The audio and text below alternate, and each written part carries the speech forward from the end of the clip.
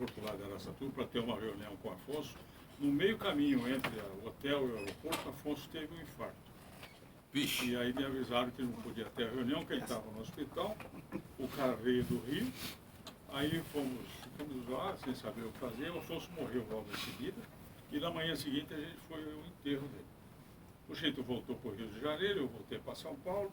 E a agência interior, dali a pouco, a família não quis tocar. Aí eu comprei o domínio, agenciainterior.com.br. E nós começamos a fazer de São Paulo, noticiário econômico principalmente. Nós chegamos a produzir 100 notícias por dia. Nossa. Eu tinha 25 pessoas, inclusive correspondentes em lugares de tudo. Era o interior de São Paulo expandido. Ou seja, um pouquinho de Minas Gerais, sul de Minas, um pouquinho lá, Rondonópolis, Santa Catarina, Blumenau, Joinville. A gente foi busca Resende, no estado do Rio. Nós tínhamos uma variedade geográfica importante de correspondentes. Só que assim, nós não tínhamos dinheiro para registrar essas pessoas. Então, a agência interior fez coisas, inclusive esses meus comentários eram vendidos pela agência interior. Pela agência. É. Nós demos notícias importantes. Nós tivemos um momento que a única agência de notícias brasileira que tinha acesso ao mesão da Reuters, que é a maior agência de notícias do mundo. Mesão, o que é? É onde chegam as notícias. Né? Nós tínhamos acesso direto sem ter que passar por crivo. Ou seja, a agência interior produzia uma notícia, a gente mandava já no filtro da Reuters, assinado Agência Interior /Reuters. E eles publicavam as nossas notícias, sabe? Poucas, mas publicavam várias. Né? Tinha credibilidade. Muita credibilidade. Eu me lembro quando foi vendido, quando o Banco Anglo Bank comprou o Banco Sudamérica. Nós demos, em primeira mão, a primeira fonte que deu foi a agência interior. Infelizmente isso não prosperou. Mas eu tenho hoje registrados, ao longo da vida, TV interior, FM interior, rádio interior, jornal do interior, tudo, agência interior, Bom Dia interior. Sempre focado no interior ali. Sim, tudo que a palavra interior permitiu na mídia, eu registrei. Infelizmente, a gente começou com a agência e não foi adiante. Mas se um dia eu tiver a oportunidade, ainda eu pretendo... Porque eu acho que nós temos senso crítico e importância política e econômica para ter o nosso noticiário. Com toda certeza, né? Isso é que eu imagino. Coberto de razão. Agora, claro, as emissoras, os jornais, coitados, já estão, né, já quase não existem, né? Mas eles estão localizados nos grandes centros, que é onde tem a publicidade. Ou tinha, né? Porque aquela publicidade antigamente também não tem mais, né? Hoje, nas pequenas cidades, são os apaixonados pelo jornalismo que ainda mantém o rádio e até jornal, né? É isso aí. Muita pergunta chegando pra gente aqui, hein? Sabe o grande lance? Que o programa tá acabando daqui a pouco, rapaz. Eu tô com uma dor no coração. Ai, meu Deus do céu. O programa tem que ter umas 20 horas para entrevistar Carlos Nascimento. É pouco, né? Eu vou contar um caos. Conta, caos. Teve em 95, eu transmitia pela Rádio Cultura de Dois Córregos, futebol. E teve a final do Campeonato Amador Estadual. Aí eu liguei pro Nascimento, falei, Nascimento, o que você vai fazer domingo? Domingo eu tô de folga, cara. Falei, domingo você tá de folga? Quer transmitir o jogo com a gente, a final do Campeonato Amador Estadual? Ele falou, não, onde é? É em São José dos Campos. Eu vou.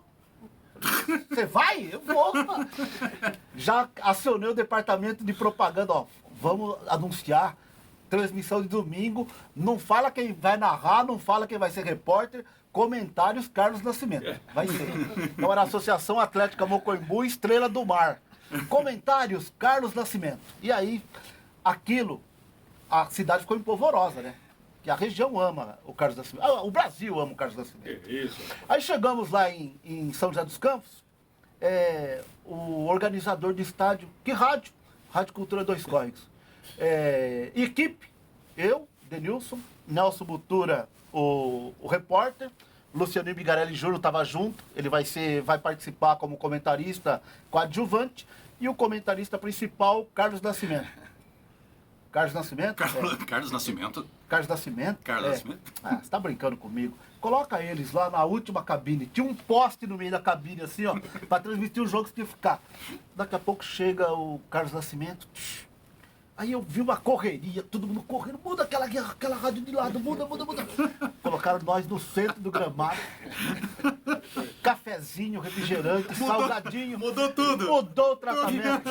VIP. E foi uma bela transmissão e o Mocoimbu foi campeão.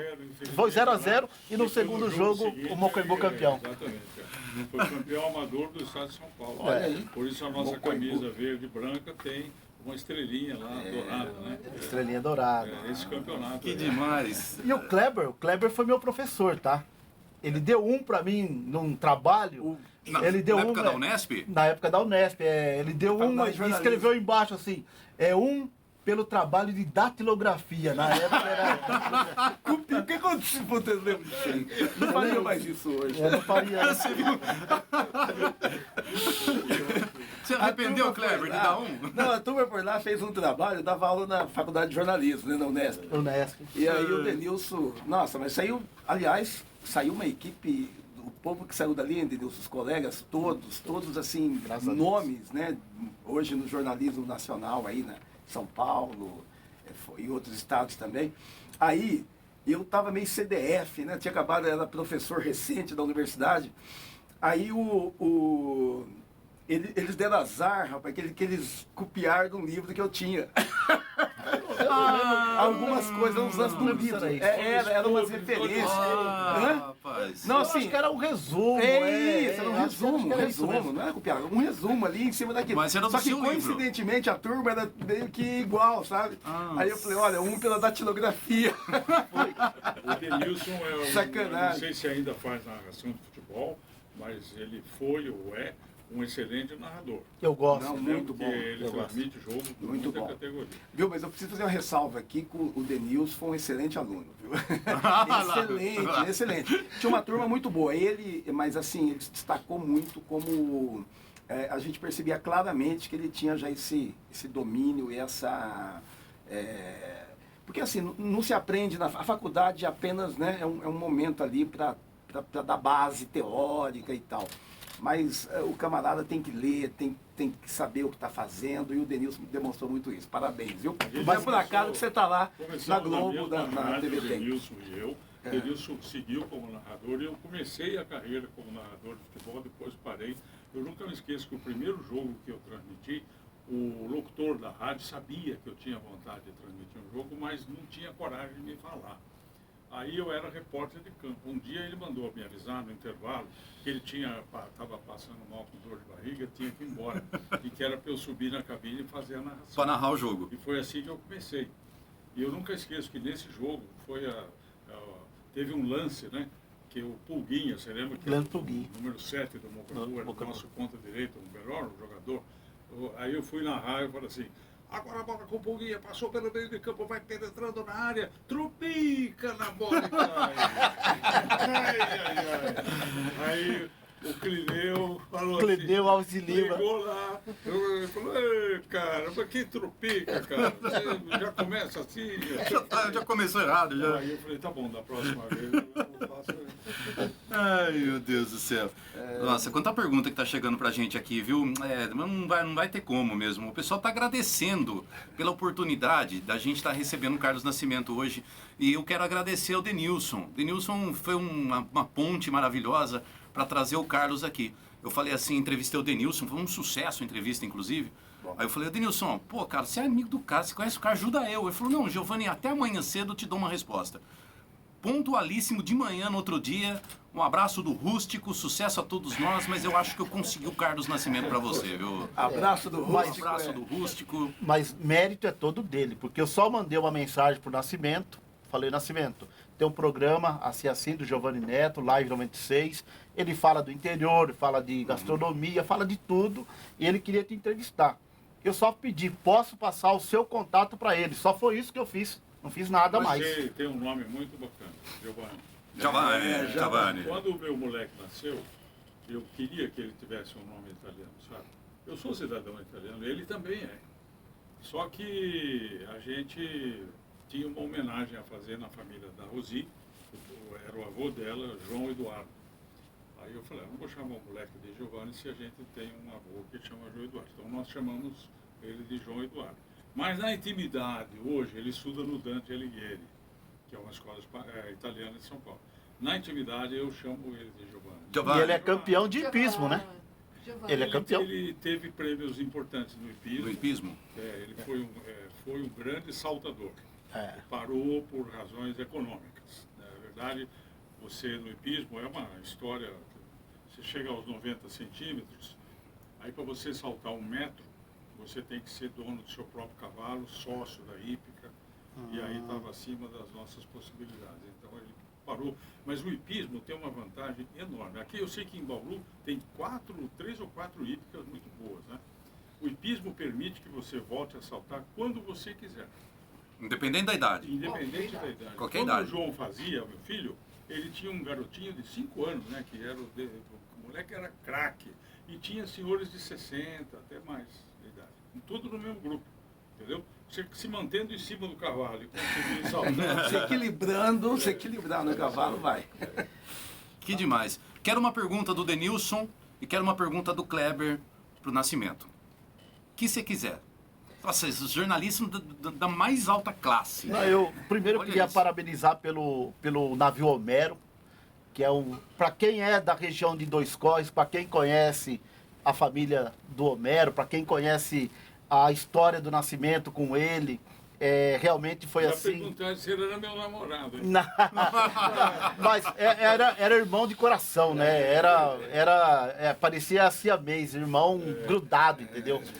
Então eu queria saber, Nascimento, se esse investimento, porque foi investimento de vocês, Rosi, Nascimento, um investimento para a região assim espetacular, mudou o patamar do turismo na nossa região, tá? Mudou o patamar do turismo.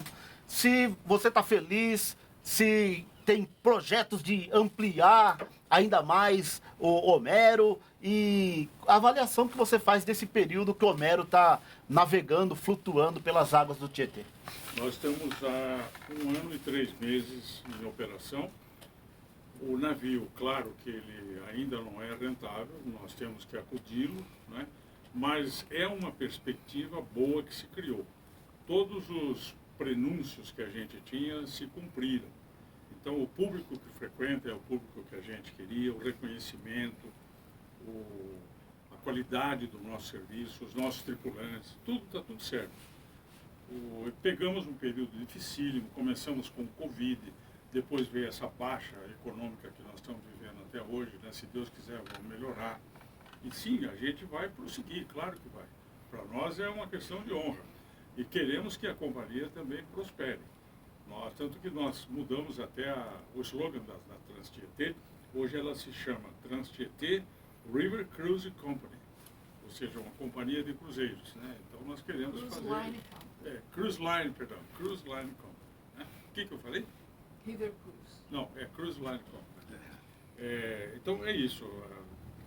Muita gente não conhece o navio Homero ainda, sabe? Eu queria convidar as pessoas da região para irem para a Barra. A gente faz cruzeiros muito interessantes. Nós temos um pintado na brasa que é demais. Levamos 6 meses para aprender a fazer. Hoje fazemos Pintado na brasa. Igualzinho do Mirante de Piracicaba, do Bambu da Barra, sem dúvida nenhuma. O nosso segundo prato é um bife de chouriço argentino, que também é delicioso, e um nhoque com ragu de costela, que as pessoas adoram. E música ao vivo, Tem dança, uma banda, baile. baile. Ar-condicionado, Ar-condicionado, conforto é um em barco- qualquer época do ano. Muita gente de Bauru vai. Ô, Giovanni, quem fez passeio na Europa e navios na Europa e quiser repetir esse passeio, é só ir no Homero em Barra Bonita. Muito obrigado. É um navio de primeira linha, primeira grandeza, tratamento VIP, empresários de Bauru, da região, quiser marcar uma convenção. Dá pra fazer um casamento lá, por exemplo? Você- Tá? Fazer um casamento lá. Casamento ainda não fizemos, mas fizemos um baile de debutante, que foi um sucesso enorme. Legal. Até 200 pessoas a gente chamam de mini wedding, né? Mini A wedding. gente faz mini wedding. Tem até lugar para o padre, já ou para o pastor, seja lá, tudo já pensado, é bem bacana. Tá? Kleber Santos. É isso aí. Olha, quem sabe desse programa de hoje já vai ser o primeiro casamento, hein, Giovanni? Ah, já pensou? Não tenho dúvida, não tenho dúvida. Olha, mas bem colocado que o Denilson disse, né? E é impressionante, é alta qualidade, a gente acompanhou bem de perto, e o Nascimento foi realmente, como ele comentou aqui, percorreu o mundo, viajava, e de cada lugar trazia o que funciona, o que não funciona, o que é bom, o que não é bom, e a partir daí o Homero, ele resume tudo o que é de bom da navegação, esse tipo de navegação no mundo. Então isso é muito mais que algo regional. O Homero é uma referência nacional, não tenho dúvida nenhuma. Agora, a minha pergunta, Nascimento, como agora estamos de repórter aqui, né? Então, voltando aqui ao... Não vou botar ele na parede, não. Vou deixar levantar a bola, só para ele marcar um gol aí. Mas que é importante para a nossa região. Você está investindo no turismo, você é Rosi, investindo no turismo regional. Quer dizer, é uma ousadia muito grande o que você fez. E o que você... Isso significa que você acredita muito no potencial no interior do estado e particularmente no potencial do Rio. Que mensagem, que recado que você deixa para as pessoas, para os empresários, para a nossa região, diante de tudo isso que você viu, que você acreditou e que você está presente, vivendo isso no dia a dia? Nós, do interior de São Paulo, sempre fomos emissores de turismo. Nós sempre fomos passar as férias, ou nos divertir ou viajar fora dos nossos municípios e da região. Historicamente, nós nunca atraímos turistas. Eu me lembro quando eu era moleque, que vinham parentes nossos na casa da minha avó em Jaú, e eles ficavam lá, e eu perguntava para minha mãe, vocês não vão levá-los para algum lugar para passear? Ela falava, mas aonde? Né? Onde que nós vamos levar? Não tem para onde levar. Não estou aqui desfazendo de Jaú, nem de nenhuma cidade. É claro que tinha lugares, mas assim, para quem conhecia uma fazenda, ou que era sócio de um clube, não era uma coisa pública, né? E até hoje nós somos um pouco assim. Então, é preciso lembrar que nós temos um rio de dimensões internacionais, que é o Rio Tietê, que atravessa o interior de São Paulo por 700 quilômetros, com várias cidades ribeirinhas. A única até hoje que se preocupou com portos, atracação de navios é Barra Bonita. Todas as outras estão por fazer. E quantas mais fizerem portos, mais barcos chegarão da nossa companhia e de outras.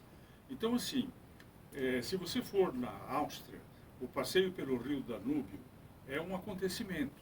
Se você for a Paris, no Rio Sena, é um acontecimento. Em Londres, no Tamisa. Aqui nós temos o mesmo barco que eles têm lá e temos um rio melhor do que o que eles têm lá.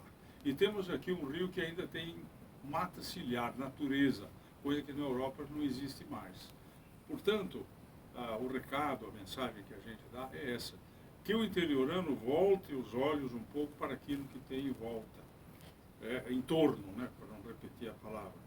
Isso não é só o barco, não só o rio. Nós temos montanha, nós temos vinícolas, como eu falei, tem um monte de lugares para ir. E é preciso descobrir, trazer gente de fora e nós também frequentarmos. Quando nós fizemos o barco, todo mundo acha que o nosso barco vai lá na Eclusa, faz aquele passeio. Não. O nosso barco é feito para passar metade de um dia. Você embarca em Barra Bonita no sábado, pode embarcar a partir das 11 horas, às 10, né? No sábado embarca a partir das 10, zarpa às 11 e volta às 3 da tarde, 2, 2h30, 3. O que é isso? Você tem pista de dança, tem uma banda internacional que toca todos os ritmos, tem um almoço muito gostoso, com entradas, bebidas, depois tem um show no retorno e você passa um domingo agradável com a sua família. Coisa que antes, para nós do interior, termos isso, tinha que ir para Santos, para São Paulo, para não sei onde, né? Essa é a história. E nós vamos continuar investindo nisso, porque uma vez que você faz o primeiro investimento, você já quer fazer depois. Eu já tenho ideias de fazer um navio com cabines, que saísse da Barra para Foz do Iguaçu. E você sabe que nós podemos fazer esse trajeto, né? A hidrovia TT. Chega até lá? Sim, claro, chega. Lá? Claro. Se todas as eclusas estiverem funcionando ao longo do caminho, sai daqui e vai para Foz. Ou vai para São Simão, em Goiás, que é outro trecho, são 2 tramos, né? E lá aprendemos com uma pessoa na Áustria uma lição importante, que é o nosso futuro. E eu comecei a falar para ela, não, porque a minha região falta hotel, falta não sei o que. Ela falou, sei, o Carlos. Quem mexe com o rio é do barranco para dentro. Quem mexe do barranco para fora é outro tipo de empresariado. Se o senhor fizer bem feito a parte que o senhor tem de fazer no barco e dentro d'água, basta. O resto é com os outros. O senhor traz os passageiros para eles e eles dão os passageiros para o senhor. Entendeu? Esse é o nosso raciocínio. Então, se pensarmos assim, olha a extensão do Rio Tietê, olha quanta coisa tem para ser feita. Tá certo? É isso. Muito bom. Que aula, hein, velho? Ah, meu amigo. Eu acho que já até foi dito aqui. Nossa. Nascimento foi gerente da Rádio Cultura 2 Códigos e do Jornal Democrático com 16 para 17 O anos. jornal da rádio nunca foi, do jornal, sim. 16 para 17 anos. 16 anos. Isso é E verdade. eu queria trazer um abraço do professor José Roberto Toniato, tá, lá de Mineiros do Tietê, Professor de português. e professor de português, né? E ele sempre conta que, eu não sei se era aula dele ou aula de teatro, pediram para Carlos Nascimento fazer uma redação de, vamos falar, uma lauda, uma página. Uma página. Ele escreveu 17. É, Certamente uma inutilidade, né? Porque 17 é demais. Mas, enfim, esse professor, pode falar? Ó, à vontade, imagina. Esse professor é inesquecível, porque nós tínhamos aulas de português, e eu sempre gostei da língua portuguesa, mas muitos colegas não se davam bem com o português. E aí falaram assim, e o professor falava muito de teatro. Aí alguém falou, puxa, fala com o professor, se a gente fizesse uma peça de teatro, no segundo mês do bimestre, fazemos uma prova e depois o teatro. Aí eu propus e ele topou.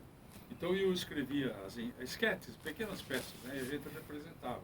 Aí chegamos no fim do ano com uma carteira gorda de notas. Né? boa. Saímos bem. Mas isso Foi foi bom. muito importante para nós. E ele tinha uma frase, quando ele falava daquele português velho, né, um português que já não cabe mais, que como é que a gente... Arcaico. Arcaico. Não é o IDES Ele perfilar? falava assim, ide-vos alisar perfiladamente a superfície pilosa dos mamíferos primatas. Ou seja, Vai pentear macaco. Vai pintar uma caca. Ele falava também assim, o que você diz são locuções flácidas para dormitar bovinos. Ou seja, conversa mole para Pra boi dormir. Quando ele completou 80 anos, o Nascimento mandou essas duas frases para ele. Pérolas, né? Pérolas. Pérolas. Foi o melhor presente que ele ganhou. Foi o melhor presente que ele ganhou. Sensacional. O pessoal tá perguntando se dá pra fazer evento pra 100 pessoas, já tá querendo contato aqui, Aí, viu? claro, Vitor. Olha lá. Deixa eu contar um pouquinho. Posso ganhar uma comissão em cima do evento aí também? Mas tem direito. O nosso evento, nós temos um salão no Convés Superior preparado para eventos corporativos. O auditório, só para o público, é de 100 pessoas sentadas confortavelmente. Isso, se entrar no nosso site, vocês vão ver essa foto, está tudo lá. Legal. Com o microfone, com som, telão, a cortina que veda a luz, blackout, né? Estrutura completa. Completa, palco, com mesa para até 4 pessoas, se for um debate que nós estamos fazendo aqui, tudo isso é possível. Fora isso, além de ter o espaço para fazer a reunião de trabalho, nós temos no Convés de Baixo um restaurante para fazer o coffee break, se for o caso, no Ah lá. almoço, happy hour. Então é uma programação muito interessante. Nós já fizemos esse ano para 3 grandes empresas, inclusive uma multinacional, que trouxe a diretoria da Europa e foi no nosso navio. Somos os caras que mais se divertiram e mais gostaram da brincadeira. Ai, que legal. Então eu sei que nós prestamos um excelente serviço nessa área. Dá Dor no coração. dá agora. dor no coração, né? Dor no coração, hein? Dor no Eu coração. cansei todo mundo. Ah, O Deus. cara que não para de falar, cara. Meu Deus. Quando eu era da Rádio Cultura 2 Códigos, a gente ficava sabendo que o Nascimento... Ó, o Nascimento tá passando em Jaú. A gente já laçava ele. Já correndo. Ah, tá, Barra Bonita, laçava ele. Não, realmente é assim, é uma facilidade, uma memória, é um carinho pelo interior, isso é muito importante. E isso valoriza o interior. Imagine a cidade de Barra Bonita, a honra que tem de receber o empreendimento, o investimento da Rosi, do Nascimento, os dois, a família acreditando em Barra Bonita, acreditando naquela região, é pertinho de Mineiros, minha terra natal, é pertinho de eu Dois sei. Córregos. Eu sabia que o Faz negócio parte da era- Tem que grande puxar, Mineiros, faz tem que parte da puxar. grande Mineiros. puxar. Grande Mineiros. Aliás, Barra Bonita faz parte da Grande Mineiros. Bauru, essa regiãozinha aqui. Bauru, né? Ribeirão, Rio Preto, essa regiãozinha. O Nascimento. Sabe, e tem uma história de Mineiros do Tietê que foi fundamental na minha vida. Quando eu comecei como repórter na Globo, eu contei isso para ela hoje. Eu fui fazer uma reportagem em Belém do Pará, Nossa Senhora de Nazaré, e tem aquela corda, né, que fica em volta da santa e todo mundo quer chegar na corda para pôr a mão, porque aí é abençoado. Aí eu vi o esforço de um cara para pôr a mão na corda. Aí eu falei, e aí, tá aguentando o baque? Quando eu trouxe, isso entrou no Jornal Nacional, aí o meu diretor em São Paulo, de redação, que era um jornalista muito culto, ele não gostava de mim, ele achava que eu não ia dar certo. Aquele dia ele falou, você é descendente de italianos do interior de São Paulo? Eu falei, sou, sim, senhor. Como que o senhor sabe? Ele falou, não me chame de senhor, jornalista não tem esse negócio de senhor. Ele falou, por que você falou de aguentar o baque? Isso aí só minha avó que falava e você agora. Eu falei, porque a minha família também tem origens no interior. Eu falei, de onde? Mineiros do Tietê, nós temos parentes. Eu falei, eu conheço. O que você conhece? O doutor Pedro Pio Mercadante. Pedro Pio Mercadante. Dr. Pedro Pio Mercadante. É médico. Ele falou, esse aí é meu tio. Eu nunca vi, eu não conheço, mas minha mãe fala, não sei o quê. De Mineiros do Tietê. A referência dele para passar a me tratar bem foi essa. Pronto. A senha, nós aprendemos a senha, É outra história boa de Mineiros. Posso contar ainda? Fala, bom, por favor. Nós temos Pessoal, um- pelo amor de Deus, nós até temos aqui um 9 amigo- da noite é cedo ainda. Temos um amigo comum, Humberto Casagrande. Humberto Casagrande. Hoje é presidente do CIE. CIE, né? Centro Em São Integração Paulo é Empresa e CIE, Escola. No Rio de Janeiro é CIE. Bom, Humberto namorava uma moça de Mineiros que era filha do prefeito. E aí chegou um domingo, ele estava todo bem vestido e tal, né? Arrumado. Eu falei, onde você vai? Ele falou, eu vou lá para Mineiros, porque ela está estudando agora nos Estados Unidos e vão telefonar para ela. Da tarde. Eu falei, mas precisa ir assim? Ele falou, eu não vou de gravata, né? Eu vou só com paletó. Aí o prefeito, eu acho que era o seu José Figueiredo. José Figueiredo. Que eu conheci, uma pessoa querida. E aí chegou lá, ele estava de gravata, e a família toda arrumada e tal, e a telefonista daquele tempo da CTB, Companhia Telefônica Brasileira, no Ganchinho. Do Ganchinho. Fez a ligação lá para os Estados Unidos, conversaram com a moça e tal, e coisa. Eu nunca me esqueci disso, né? Então quando eu passo ali onde era aquele bar da esquina famoso de Mineiros, que foi de Dois Córregos, depois mudou para lá, como chamava? Será que é do Vendramini, Não, do Lalo? Depois eu te falo. Que era o cinema, do lado do Ah, cinema. o seu né? Angelim Toniato. Pronto. Aí, quando eu passo naquela rua, eu lembro desse episódio aí, sabe? Eu nunca, jamais vou esquecer essa história. E todo mundo parou em Mineiros, para na padaria, comer um pão com mortadela na padaria do Vendramini. É tradicional também lá. Quando aquela moça Vendramini ficou famosa... A Luciana Vendramini. Né? Todo mundo. Ah, Luciana Vendramini. De Jaú. Que ela é de Gata, Jaú né? e tal. Gata. Eu falei, olha, ela pode ser de Jaú, como deve ser, realmente, né? Mas a família Vendramini é lá de Mineiros. De Mineiros. O ônibus parava na porta. Né? O pior é que eu vou lá hoje naquela padaria, eu paro lá para comer.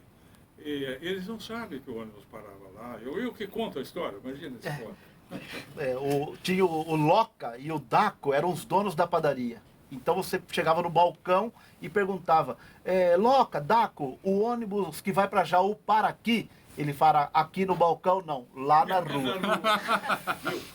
Só a última para falar em respeito a um bauruense ilustre que teve para mim uma importância enorme, chamado Alcides Franciscano. Alcides. Doutor Alcides me contratou para o jornal dele lá, o Super News, um cara fantástico. Quando ele foi eleito deputado, ele pediu para eu escrever um discurso para ele sobre redução de tarifa de energia elétrica, né? E eu fiz um discurso contundente, né? Aí ele voltou na semana seguinte, a gente se via às segundas-feiras. Ele falou, Carlos, se eu lesse aquele seu discurso na Câmara, eu ia sair corrido de lá. Porque tudo que você escreveu é verdade. Justamente o que eu não devo dizer em excesso lá em Brasília. Aí nós vínhamos de trem. Eu sempre fui o useiro e vezeiro do trem. para Dois Córregos, São Paulo. Aí não podíamos mais vir de trem, descobrimos que existia uma empresa pequenininha chamada Jauense Tour, que fazia via Anhanguera, São Paulo, Bauru. Mas era, na verdade, uma linha postiça que o doutor Alcides e o Casquel de São Manuel puseram para evitar que alguém fizesse concorrência por ali, porque o Prata e a São Manuel iam pela Castelo, né? E aquele tempo, onde não tinha dono, vinha outro e pedia concessão. E o ônibus eram 2 por dia. E a gente pegava no sábado para vir para Dois Córregos, parava em Guarapuã, não entrava, ia direto para Jaú, no asfalto. E tomávamos chuva, sol, era uma tragédia. Aí o meu colega, Nivaldo Mangerona, que vivia comigo, falou, escuta, você trabalha com... E nós descobrimos que era do Franciscano. Bom, ele falou, você trabalha lá com o homem? Pede para ele para entrar em Dois Córregos. Aí a gente vai e tem em casa. Eu falei, eu tenho vergonha de fazer isso, imagina, eu não posso falar, deixa de ser tonto. Aí eu cheguei um dia para o Franciscado e falei, escuta, doutor Alcides, será que o ônibus, assim, meu ônibus não entra em estrada de terra?